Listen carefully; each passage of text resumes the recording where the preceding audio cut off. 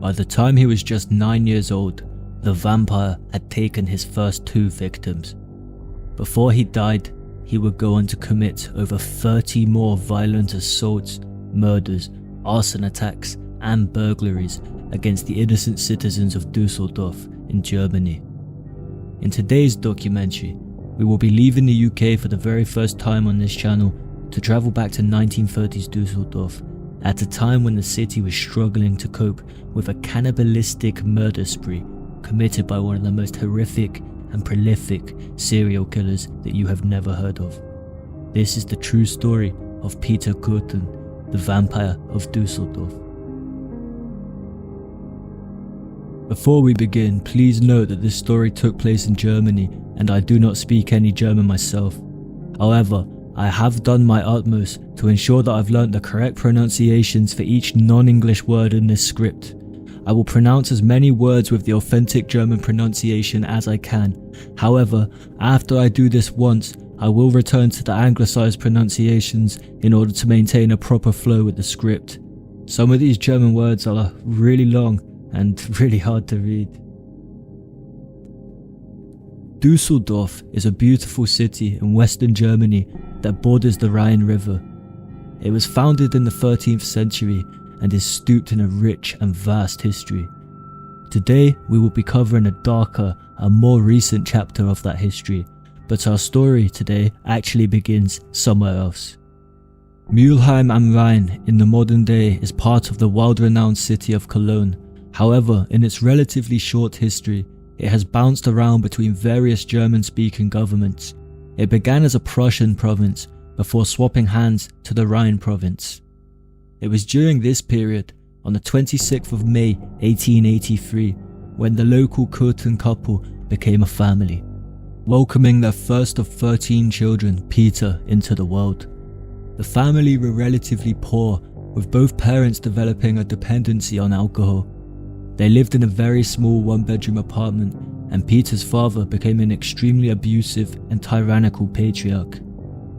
When intoxicated, he would force his young children to gather around and watch as he stripped his wife naked and had sex with her in front of them. In 1892, the young Peter somehow cultivated a friendship with a local dog catcher who lived close by to him in the same apartment building. After a while, the dog catcher began to invite the boy to accompany him on his excursions, where he would torture and kill dogs that he caught. For a while, the young Peter refused to participate in these actions. However, he eventually changed his mind and began to join in. It is rumoured that the pair also began to essay the animals as they were dying, though I am unable to confirm this. Given his actions later in life, I would have to say that I believe this is actually very likely to be true. Being that Peter was the oldest son in his family, he was often the target of his father's physical abuse. Because of this, he started to refuse to return home after school had ended, and his academic studies were also harmed as a direct result of this constant abuse. Eventually, the young Peter began to run away from home, where he would befriend other young street kids who taught him how to steal and break locks. This would be Peter's first introduction to crime. Initially, he only committed crimes to make sure he could eat, though at some point later in his life, this would drastically change. At the age of 9, Peter went on a school trip with some friends to a river so that they could build log rafts. On his raft were 2 other boys, one of whom could not swim. Peter knew this, and for some sinister reason decided to push that boy off of the raft and into the water.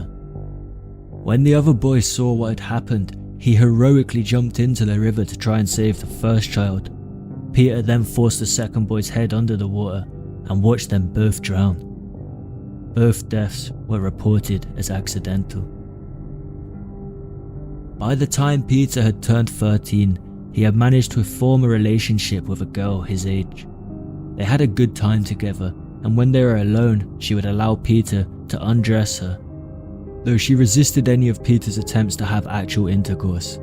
To relieve his growing sexual frustrations, Peter started his lifelong obsession with bestiality, the act of having intercourse with an animal. He favoured pigs, goats, and sheep, and before long, realized that he could achieve his best possible orgasm if he would simply stab the animal as he began to climax. After he came to this realization, he began to stab animals at an alarming rate, only eventually stopping after he was caught in the act of stabbing a pig. By the time 1897 had rolled around, Peter had left school and his father began to demand that he got an apprenticeship as a moulder. During that same year, Peter's father was arrested and sent to prison on horrific charges. It was revealed that not only had he forced his children to watch him and his wife have sex, but also that he had begun to SA one of his daughters when she had turned 13. Peter himself would eventually go on to SA the same sister that his father had previously assaulted. Peter eventually stole approximately 300 gold marks from his employer before stealing some money from his father also and fleeing to Koblenz. After his arrival, he met and started a relationship with a prostitute who was 2 years older than him. Her name is unknown. Peter later claimed that the pair were in love and that she would willingly submit to any form of sexual perversion that he demanded of her. Only 4 weeks after arriving in Koblenz, Peter was apprehended and charged with breaking and entering and theft before being sentenced to 1 month's imprisonment. When he was arrested, he was penniless, and it is for this reason that I speculate his story about a romance was fabricated. I personally believe that he found a prostitute who would submit to his desires, but he was in fact paying for it. It would explain why he ran out of money so fast and had to return back to a life of crime. He was released from prison in August 1899 and moved back in with his mother, who had relocated to where the main part of our story will take place, Düsseldorf. In the November of 1899, Peter met an unidentified 18-year-old girl and convinced her to join him on his walk. He was headed to the Hofgarten, a type of public park where he planned to SA her. His sickening plan went flawlessly, the assault coming to an end when he strangled the poor girl into unconsciousness, at which point he believed she had died. No records exist from the time period to indicate whether this story is true or not, however I do personally believe it. Peter had already committed so many atrocities by this point in his life that I see no reason not to believe his own words at this time. A few months passed when in 1900 Peter was arrested, but for charges unrelated to the previous assault or murder. He was actually charged with fraud, though he didn't have to serve any jail time. Later that year, he would be caught and charged with a second count of fraud. The second time, however, would be much more severe for him. More charges pertaining to his previous 1899 thefts, as well as an attempted murder of a girl with a firearm, were added to the indictment. I am unable to find any details regarding this attempted murder, so we are left to speculate on what may have happened. Peter was sentenced to 4 years imprisonment in October of that year. He served this sentence in Derendorf, which is located in a small part of Düsseldorf. I believe he was incarcerated in prison H19, which was a prison built at the end of the 19th century to house a total of 600 prisoners. However, I cannot actually confirm or find any evidence to substantiate this claim. It's purely my own theory. It is the only prison I can find records of in that part of the city during that time though. It was during this prison sentence that the vampire began to develop even more violent sexual fantasies. Peter would serve the full 4-year sentence, being released sometime in the summer of 1904, before he was almost immediately drafted to serve in the Imperial German Army. When the time came, Peter was deployed to the city of Metz. Metz is an ancient city in northeastern France, though in the year 1871 it had fallen to the German Empire as part of the Treaty of Frankfurt. He very quickly deserted the army and by autumn had begun to commit acts of arson. Arson is the act of illegally burning a building or structure down. Peter's personal choice of building would usually be a barn or other farming related structure. The vampire's arson spree would not last long, but it would be extremely prolific.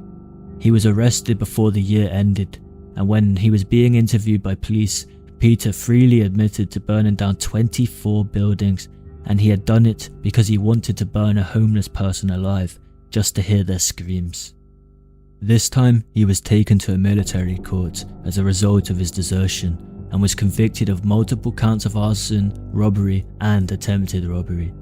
He had committed these robberies that same year after deserting, since he had no income and could not legally look for another job. The military court sentenced him to his longest prison sentence yet.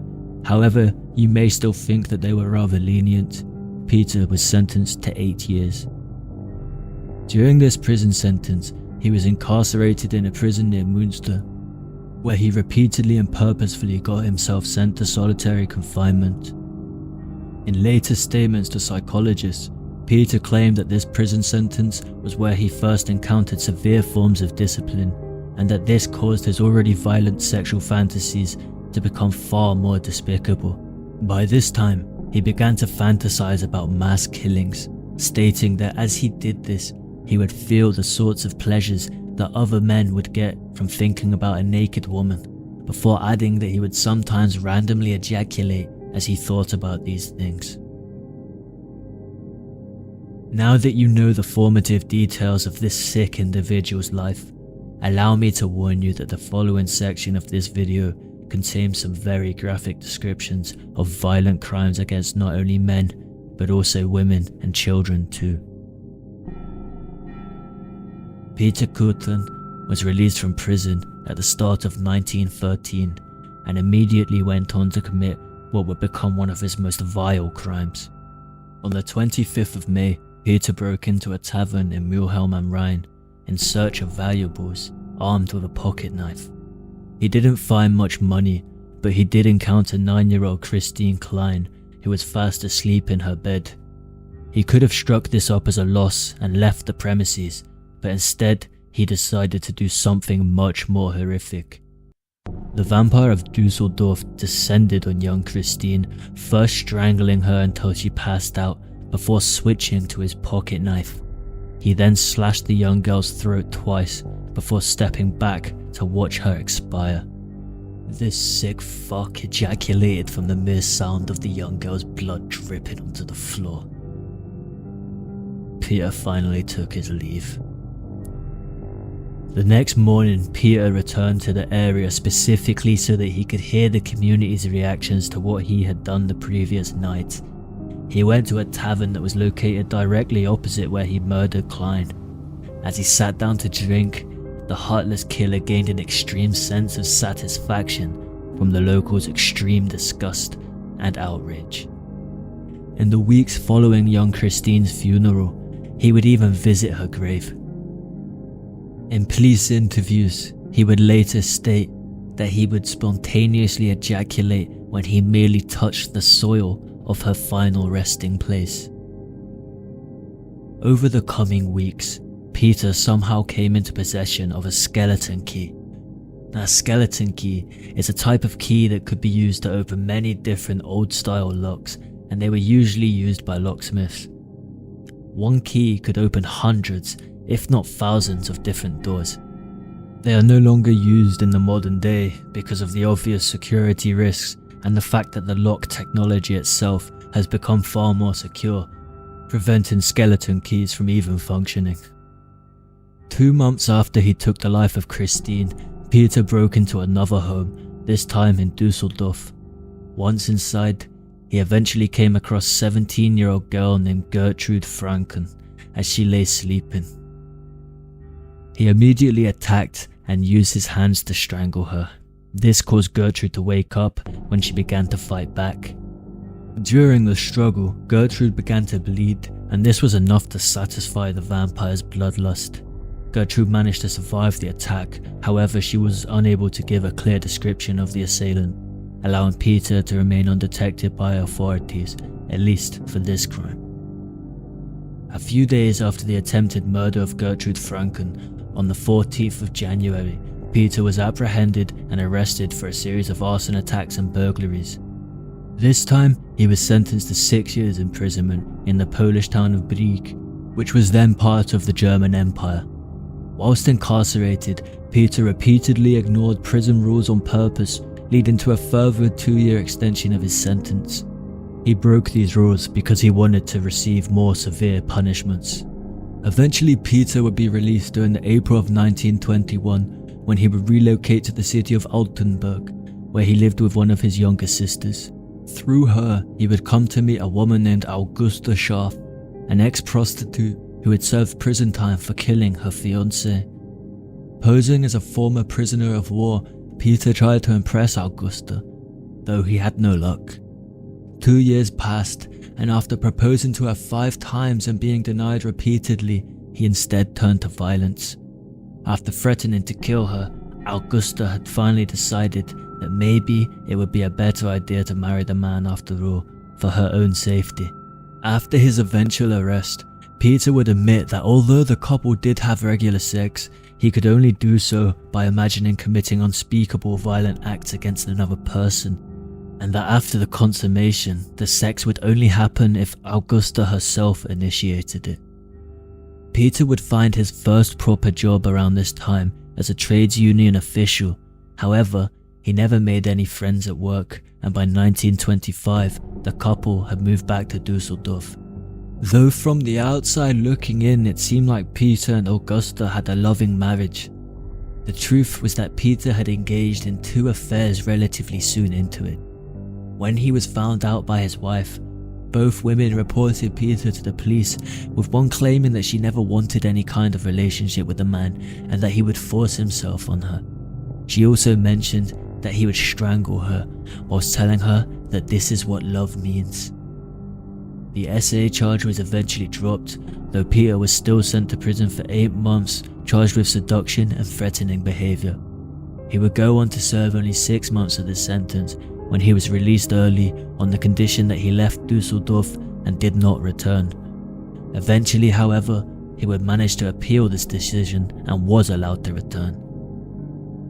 A few uneventful years would pass when on the 3rd of February 1929, Peter's desire to kill an innocent woman would bubble back to the surface. He set out to find a target, coming across a middle-aged woman named Apollonia Kuhn, who he stalked until he found the perfect location.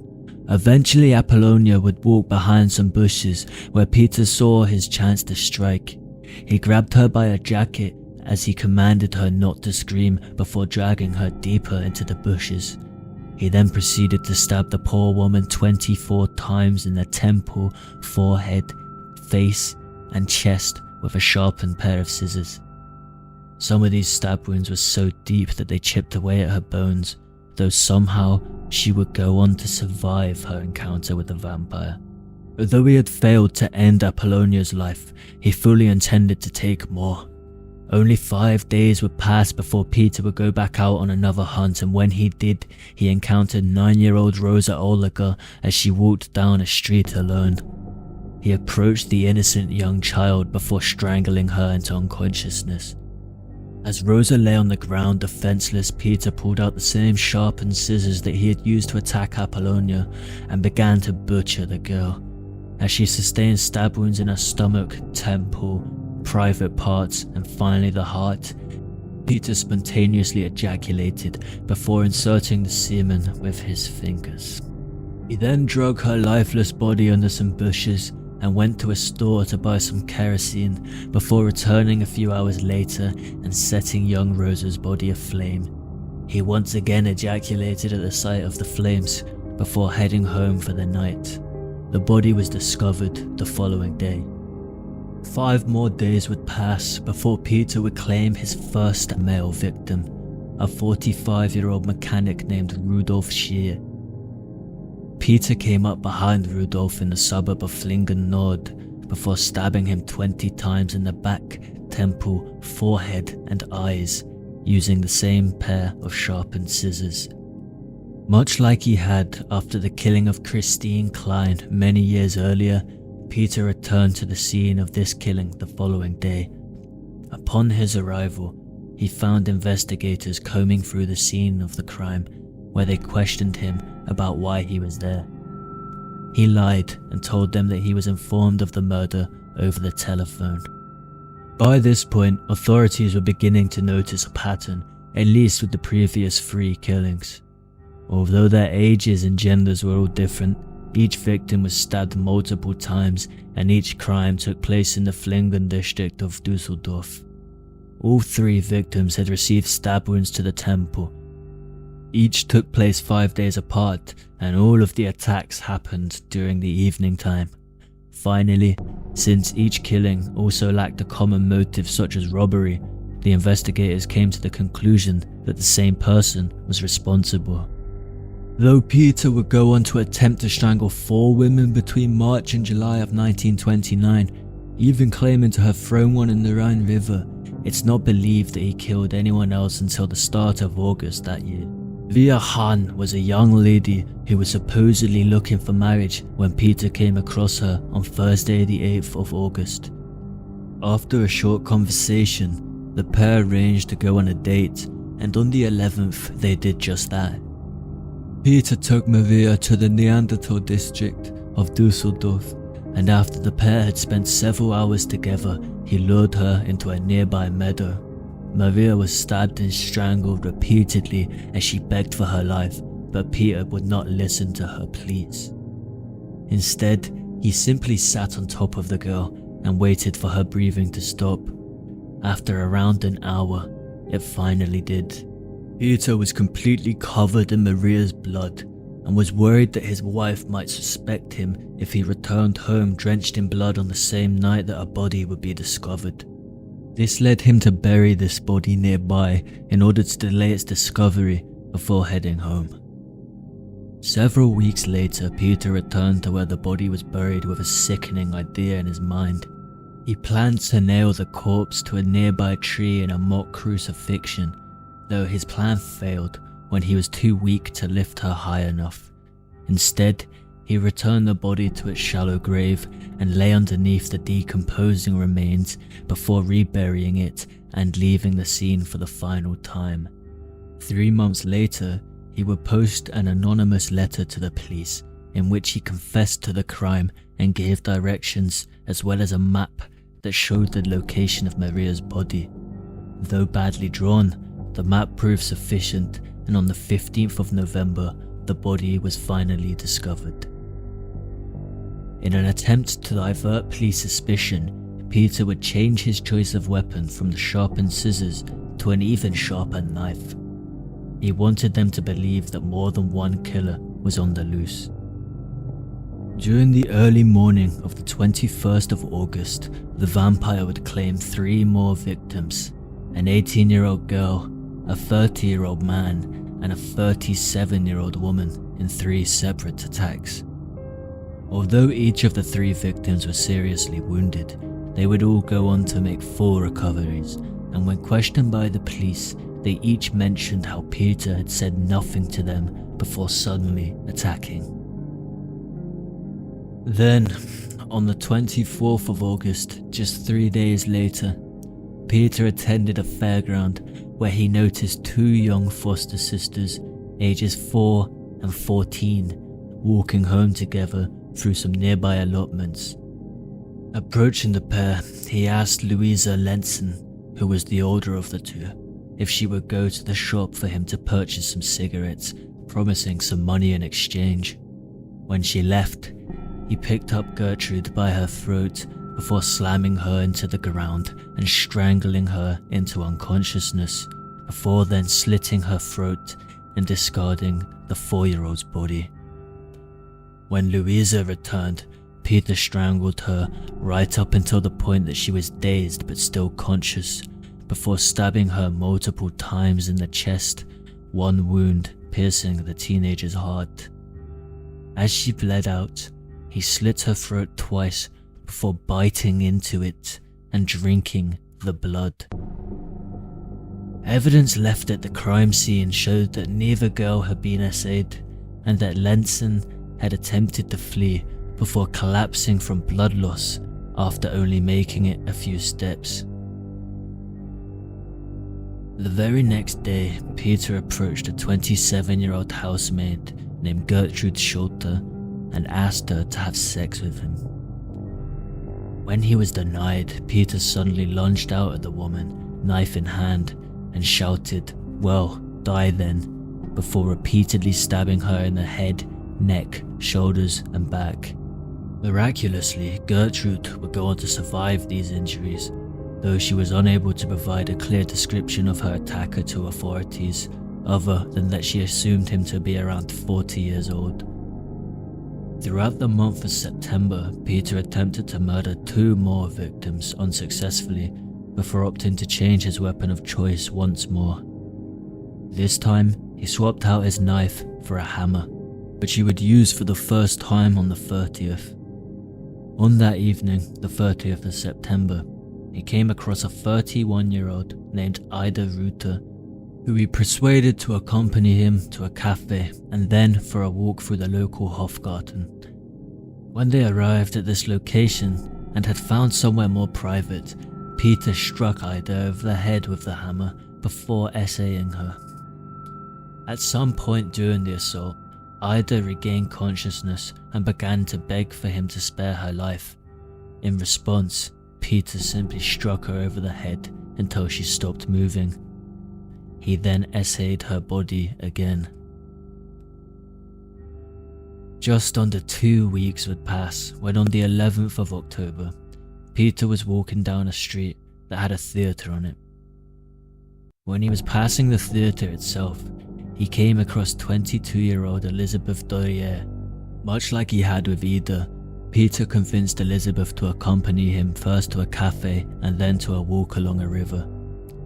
As the pair walked next to the water, Peter suddenly struck her in the right temple with the hammer, instantly knocking her unconscious. Then essayed the woman before repeatedly smashing her temple in with the hammer and leaving her for dead. Elizabeth was discovered at 6:30 a.m. the following morning in a coma, which would sadly take her life the next day. On the 25th of October, the vampire would attack 2 more unidentified women, though both would survive their injuries, the second telling the police that the only reason she did was because the hammer had broken during the struggle. On the 7th of November 1929, Peter would take the life of his youngest victim, a 5-year-old girl named Gertrude Albermann. He persuaded the young girl to follow him into some walled-off abandoned grounds before picking her up by the throat and strangling her with his bare hands. When he was done, he stabbed the child 35 times and then placed her body in a patch of stinging nettles. By the end of 1929, Düsseldorf police had received over 13,000 letters from the public containing potential leads. Each letter was taken very seriously and every single lead was pursued. This led to a potential suspect list containing over 900,000 different names. The vampire's attempts to misdirect the police were clearly working out in his favor. The murder of Gertrude Albermann was the vampire's final killing, though his violent crime spree was far from reaching its conclusion. Between the February and the May of 1930, he would go on a spree of hammer attacks, though it seems that he was not as proficient with a blunt object as he had been with a sharpened one, given that all 10 of these victims would survive their injuries and most went on to provide detailed descriptions of their attacker to the police. Maria Budlik was a 20-year-old woman who, on the 14th of May, had travelled to Düsseldorf via train in search of employment and a new place to live. When she arrived at Düsseldorf station, she was approached by an unknown man, and upon discovering her situation, he offered to escort her to a local hostel that he knew of. Budlik agreed to follow the man, though eventually he tried to lead her through a scarcely populated park, which caused Maria to become apprehensive. Refusing to walk through the park with the stranger, the pair began to argue loudly, drawing the attention of nearby onlookers. One of these onlookers approached the pair and asked Maria if the man was bothering her, to which she responded that he was. At this point, the man who she was arguing with walked away without another word. The identity of the man who came to help Maria? Well, that was Peter Kürten. Peter invited Maria back to his apartment on Metzmannerstrasse to eat and drink, though she realized that this was just a pretext for sex and told him that she was not interested in sleeping with him, however she would join him for food. Peter accepted her decision and afterwards offered to lead her to a nearby hotel, using this as an opportunity to lure her into Grafenberg Woods, where he attempted to strangle and essay her. Maria began to scream loudly, however, and this actually caused him to stop and allow her to leave. Maria never reported the incident to the police, though she didn't keep it a secret either. One day she wrote a letter to a friend in her hometown, and in this letter, she graphically described the events exactly how they had transpired.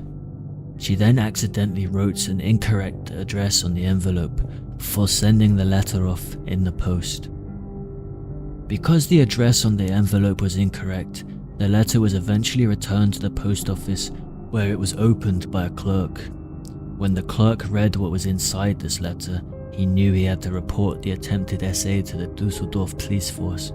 The letter was subsequently forwarded to Chief Inspector Gennett, who believed that there was a chance that Maria's attacker could possibly be the vampire killer. Gennett would go on to interview Maria, and it was in this interview where she shared some more details about her attack. One thing that was mentioned was that Peter had not simply let her go just because she had started screaming. He had asked her if she remembered his address, and she lied and told him that she didn't. She agreed to lead the police to Peter's home, and the landlady let the pair into the building. When they entered Peter's actual apartment, Maria confirmed that this was the address of her assailant. The landlady then also confirmed that the tenant's name was indeed Peter Kürten. Peter was not home at the start of the search of his property, though he did return during the process. From outside of the building, he noticed the pair talking to his landlady in the communal hallway and quickly left before being spotted. With the knowledge that his identity was now known to the police, he went into a panic and called his wife, confessing to her that he had essayed Maria and that because of his previous convictions, he would probably receive a very long sentence. After this, Peter would go on to find new lodgings in the Adlerstrasse district of Düsseldorf and did not return home until the 23rd of May. When he did finally return home, he confessed to his wife once more. This time, he informed her that he was the Vampire of Düsseldorf before urging her to collect the large reward offered for his capture. Augusta contacted the police the following day. That afternoon, Peter was arrested at gunpoint. As he was being questioned by the police, Peter admitted to all murders that were attributed to the Vampire of Dusseldorf, as well as the unsolved murders of Christine Klein and many other attempted murders that he had failed over the years. In total, he admitted to 68 crimes, including 9 murders and 31 attempted murders, which he tried to justify based on the bad things that had happened to him as a child. He was also adamant that he had never tortured any of his child victims, though that didn't make much difference to anyone, nor the families of the victims. Those children were still dead after all. He further admitted to having drunk the blood from the throat, temple and hands of some of his victims, as well as having decapitated a swan so that he could drink its blood sometime in 1930, an action that caused him to immediately ejaculate. As Peter waited for his trial to begin, he was interviewed many times by a famed psychologist named Carl Berg, who would go on to write the extremely influential book titled The Sadist. Peter explained to Carl that the number of wounds he would deal to his victims would vary depending on how long it took for him to reach orgasm, and that the sight of blood was instrumental in this. If there was no blood, Peter could not finish. Berg, as well as many other psychologists, concluded that Peter was not insane and had complete and total control over his actions during the course of his killing spree. All psychologists involved ruled that he was legally sane and competent to stand trial.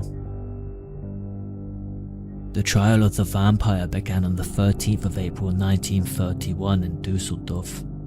He was charged with 9 counts of murder and 7 counts of attempted murder and pled not guilty by reason of insanity. A specialized iron cage was constructed in the courtroom to prevent the furious members of the public from being able to exact vigilante justice. The trial lasted for 10 days, over the course of which Peter asked his defense to change his plea from innocent to guilty.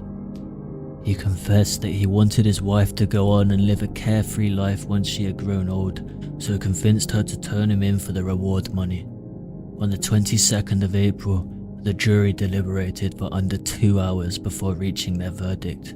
They found the Vampire of Düsseldorf guilty of all 9 counts of murder. Peter was sentenced to death. He showed no emotion during the announcement of his verdict, and in his final address to the court, he stated, "I now see my crimes as so ghastly that I do not want to make any sort of excuse for them." Peter did not appeal his conviction. However, he did write letters of apology to the relatives of his victims, as well as a final farewell to his wife. On the evening of the 1st of July 1931, Peter received his last meal. He ate Wiener Schnitzel, some fried potatoes, and a bottle of white wine. He ate it all and asked for a second helping, which the prison staff granted him. At 6 AM on the 2nd of July, as his head was placed on the guillotine, Peter asked the prison psychiatrist a question. "Tell me, after my head is chopped off, will I still be able to hear, at least for a moment, the sound of my own blood gushing from the stump of my neck? That would be the pleasure to end all pleasures." When asked if he had any last words to say, the vampire simply smiled and said no. That would not be the end of the story, however. Shortly after his execution, Peter's head was taken to be bisected and mummified, with the brain being removed in an attempt to discover what has caused his disturbed behavior. There were no abnormalities in the structure of his brain itself. A few years after Peter's death, World War II would break out, and at the end of the war his head would be taken by the US and put on display at the Ripley's Believe It or Not Museum in Wisconsin. It can still be found there today. Hello everyone, just a quick thing at the end of this video. I'm not going to ask if you enjoyed that video because researching parts of that story really made me angry, and I expect that it probably did for you too. But if you did however find it interesting or informative, then please remember to give the video a like and leave a comment down below. I'm sure if you did manage to get this far into the video, then you probably did, considering it's a particularly hard listen. Comments are especially important in getting YouTube to promote my content and actually help the channel grow. Subscribe to this channel and turn on post notifications if you're new here, because then you'll be notified whenever I do upload a new video. And please also consider becoming a channel member for access to exclusive case closed themed emojis, or consider making a donation either here or on Patreon. I will be uploading uncensored versions of any future uploads that contain graphic imagery onto that Patreon, though all content produced by this channel will always be viewable, even if it is in a censored format, for free on this channel as well. So thank you for watching, and I will see you in the next video.